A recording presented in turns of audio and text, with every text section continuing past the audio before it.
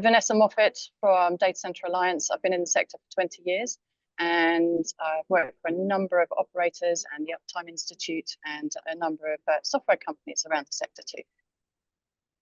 Brilliant. Thanks, Vanessa. And my name is Mark Acton, again, representing Data Center Alliance, but I operate as an independent consultant working for a number of clients. And in this context, I've been in the sector for about 30 odd years, chartered engineer. I'm involved in the design and operation of data centers, and I'm still learning, frankly. And I think things are changing. So, which is probably the best way to start this discussion. So, Vanessa, the abstract is all about West London. We started in West London. We know that West London, Slough, is probably the third largest sort of conglomeration of data centers in Europe, even if we take London out of the equation. Why did we start there? What's so attractive about Slough? Yeah, it's great how that's grown, isn't it, in Slough? I think firstly it's proximity to London. I think way back when we had disaster recovery, it was good to have sites that were an hour away from the main sites. And Slough was a great distance for disaster recovery. It has strong power infrastructure as well, so that's always a good thing for data centers. Network connectivity is another one. There's a lot of things that come together to make Slough one of the really great things. Equally, we've got the Slough Trading Estate owned by Segro. It's quite pro data centers as well, so that's really useful as well.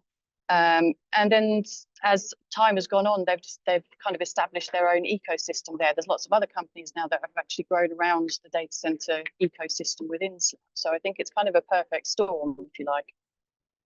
Essentially, we're talking about how data center clusters are growing, and growth within the data center sector is obviously widening beyond just West London and Slough.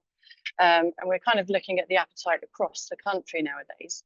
If we think about the FLAP D markets that have been traditionally the best markets to get data center space, they're really quite constrained now from the grid, and availability of power is getting very difficult to get hold of. So now companies are now looking to different areas like tier 2 markets, whether it's Manchester or other growth zones. We've also got the AI growth zones that the government are encouraging. We've got a couple that are already announced. I know there's some more as well that are being worked on, and they have to have 500 megawatts of power, and I think it's 100 acres of land, something like that. So it's they're quite significant, and to put this together is actually quite difficult for various local areas.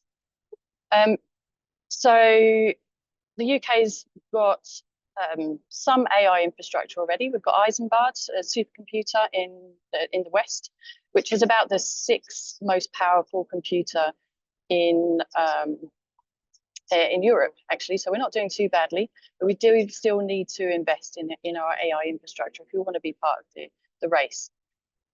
So we've got 2 AI growth zones, one at Culham, Oxfordshire, and one in northeast England as well. And they encompass sites like Blythe and Cobalt Park. So we're definitely working on this, and we want to be part of the race.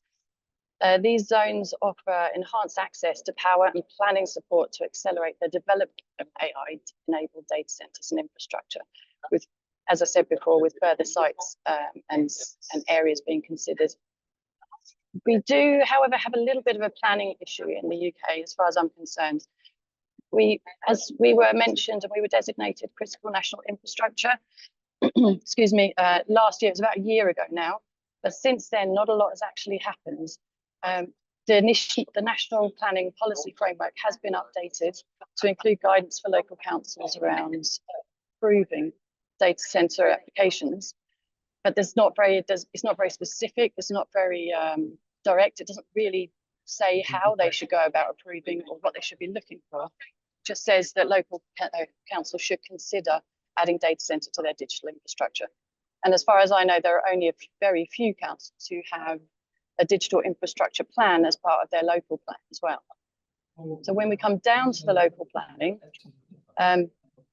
there's no use case or subclassification for data center specifically. So we can't talk about all of the various benefits.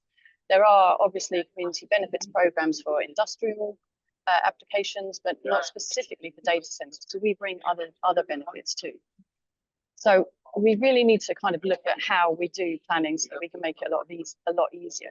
Data centers tend to get shoehorned into this industrial kind of use case, and it doesn't really work. And it takes quite a few years to get a data center planning approval, a major one, through the system. So the government has tried to make it easier by putting forward a route that basically bypasses the local planning system and goes straight to national projects of significance, which is great, but it doesn't involve the local community. And so those benefits like waste heat reuse, for example, they can never really be, via the planning system in that way, can never really be realized. So I think we need to kind of sort out our planning system a lot more. We need to make sure we're actually listed in the critical national infrastructure sectors, because we're still not currently. And then around that, it needs to flow down as to how we actually deal with planning from a local planning system upwards, and involving the local community a lot earlier. Because we're finding now that data centers are designed around the chips, crazily. So whatever the chips need, it kind of dictates how we design the data center itself. And that means that everything needs to be thought about up front. So if you're looking for a piece of land, you need to know what you're going to do with that piece of land, what kind of site you're going to build on it, how much power, and what density as well. Because if you don't do all of that, then you don't know what benefits can come from it, how you're going to sell it, etc. The whole thing, from a business point of view, needs to be kind of driven up front, rather than just build something for 4 to 8 kilowatts a rack and then hope to sell it with an anchor client. Yeah, so Manchester, I'm really surprised that we haven't done more in Manchester. Equinix is building there, others are building there. It is growing. So Manchester is not an AI growth zone. It's not alongside the likes of Culham and Blythe and Cobalt Park. But I think it is an area that is very much developing beyond the west of London. There's good talent up there, which is underutilized, great education, cheaper cost of living. And I think also there's the opportunity to engage more with communities in that region, and dare I say, even the M62 corridor. So I think we're going to see a move, as I said earlier, from not just London, West London, but I think the flats generally. I think we're increasingly going to take advantage of the resources, the talent, the power that's available outside of the major metropolitans, the flat D regions. We know that Amsterdam, Frankfurt, Dublin are all struggling. Paris is growing, probably of all those areas, the one that's growing the most, actually. So we are increasingly moving away from flat regions. And a lot of that is about power. Power is the driver now. Increasingly, data centers are not really a real estate deal, certainly when it comes to building a new data center or finding new data centers. Power's the driver. The days when people, it is very much not a case of that anymore. It's very much more a case of finding the power and then suitable land around the power. Yeah, so again, I think the whole system's changed, but the problem is as we consume these resources, as data centers do grow in size, as they do gain more and more media attention, I think we have to be more responsible about how we portray them, how we talk to government, how we talk to the media, because we don't have a great reputation. At the moment, there is talk about how much water data centers consume. Well, the reality is in the UK and certainly Northern Europe, we don't consume water. We design data centers with closed loop systems. And I just think we need to do a far better job of explaining to the general public, the media, and actually government that we don't necessarily have the impact that people believe we do. There's a lot of misinformation out there. And I think that will absolutely help the growth of AI generally, but data centers generally and AI in particular. I think there's a recognition by the government that we need this infrastructure. We need these data centers to support our digital economy. We need a strong digital economy to compete on the world stage. So, I think we have to change the perception of data centers to encourage that to happen and get the public a little bit more on our side. Going back to Vanessa's point about the planning, make the point that we can actually contribute to a community through local training programs, waste heat reuse, as Vanessa mentioned, and just other community benefits, supporting local industry. So I think we need to change. Yes, we are, and the government is very supportive of the growth, and the government is very supportive of certainly sovereign AI and sovereign cloud. But I think public perception also needs to change to encourage those developments to happen. Yeah, I think I agree, but I also think I don't think government's moving fast enough, really. We to stay in the race, we need to move a lot faster. I've heard, I don't know about you, Mark, but I've heard a few rumours that trying to build in the UK is at the moment a little bit harder than other countries, for example.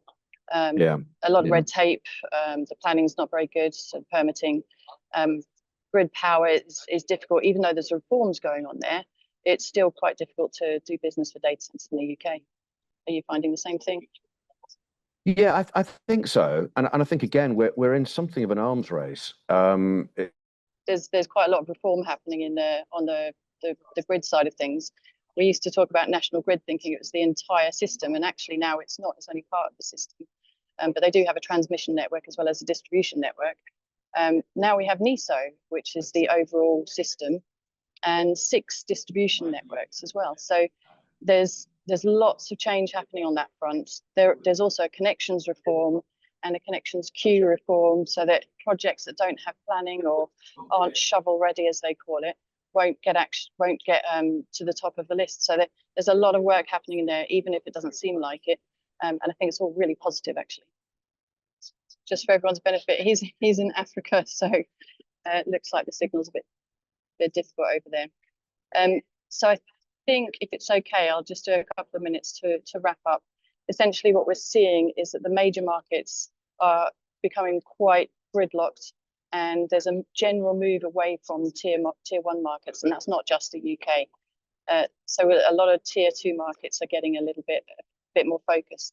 And where we used to have focus ages ago on connectivity, it's not so much the case anymore, as Mark mentioned earlier. Where there's power, then that's really the main driver at the moment.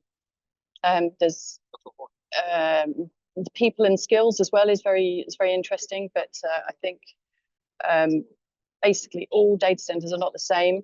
Whatever you need your data center to do, have a look at the site. The site selection is even more important than it ever was, as I mentioned before. And knowing what your data center is going to be, who it's going to serve, how it's going to help the local community. I think that's the way we need to start moving forward, and going where the power is, maybe not just expecting the power to come to us. So I don't know if there are very many questions, but there was one question from the audience, which said, what key planning or infrastructure factors have enabled Ealing's rapid data center growth, and could these be replicated elsewhere? And I'll do the second part of the question after. Well, no, I'll do it now. And also, Ealing's rapid data center expansion has raised local questions about land use, housing pressure, and sustainability. How can other towns balance these competing priorities when attracting digital infrastructure? I saw a project the other day in Ealing where some buildings are going to be knocked down and a data center built. And I think that might have been some planning that got approved recently. So Ealing must be one of the councils that've got a really decent local plan. Local plan's really difficult. It's such a difficult thing to do.